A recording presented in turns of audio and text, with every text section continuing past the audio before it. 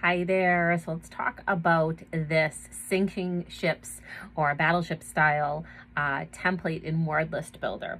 So what I have done here is take two manila folders and I've paper clipped them on either side and they stand out pretty well. So that would be for the two players, so one player on one side, one on the other. I've printed out two templates. So I made one template, I printed it, I clicked the shuffle button so that the words were rearranged and printed that. So I print two copies of this particular template. This has short I words on it. Then what I will do is, and I'll just show you, for the ships, use these little foam squares. And I would ask the student to pick, and you can give them as many squares as you want, but I used 4. Pick 4 squares anywhere on your board and cover that word. So this is to set up the game. All right, opposite player does that as well. So you can see I've done that already. I'll get to these little counters. I also have these little clear plastic counters, so we can continue playing that way. The other thing you'll want to do, because there are coordinates, is you'll see it goes A through E on the y-axis, and then 1 through 5 on the x-axis. So what I did was just on little slips of paper write the letters on these and put them in a little cup. I keep little, honestly, these are like those little individual applesauce cups, and I wash them out and I reuse them a lot. So if you ever get those, save them. And then I put the numbers on those, and so we can shuffle them up and reach in without looking. And that's how you'll get your coordinate. So on a turn, all right, so that means like one person at a time can pick a letter and a number, okay? And this is just one way to play. Honestly, I've seen it played a bunch of different ways, but this is just one way. Okay, so that player will call out B1.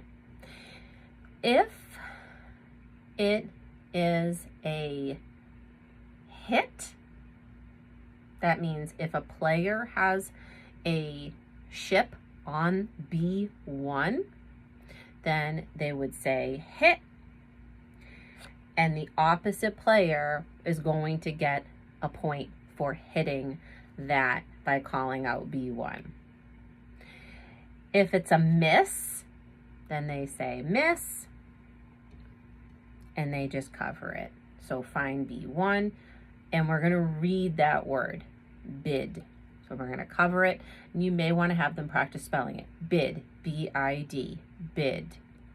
Okay? So once again, if I did happen to have a ship on that space, then I would have to say, oh, hit, and that would be considered a point for the opposing player. Okay, so the object, and then the turn is over and we keep playing. Both players can be calling a hit or a miss per turn. So just because I had a hit, the opposing player can do the same. I had a miss. The opposing player on their side, they also had a miss. So you can keep playing back and forth.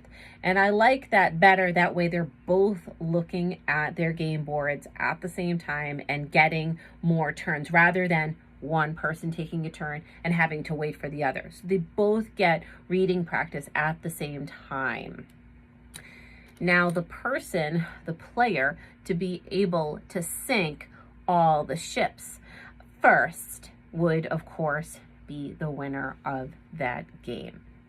Okay, and what you may want to have them do if the ship was sunk on that space, maybe you want to have them like color that space in to know that that was used up or something like that, or maybe have all the ships be just one color And when a ship is hit, change it to say red instead. So swap the color out. There are a lot of different variations to this game. This is just one way. But if you have a way that you prefer, certainly let me know. But you'll find these templates on the Word List Builder site. And I really hope that your students enjoy playing this fun game, Sinking Ships. So long.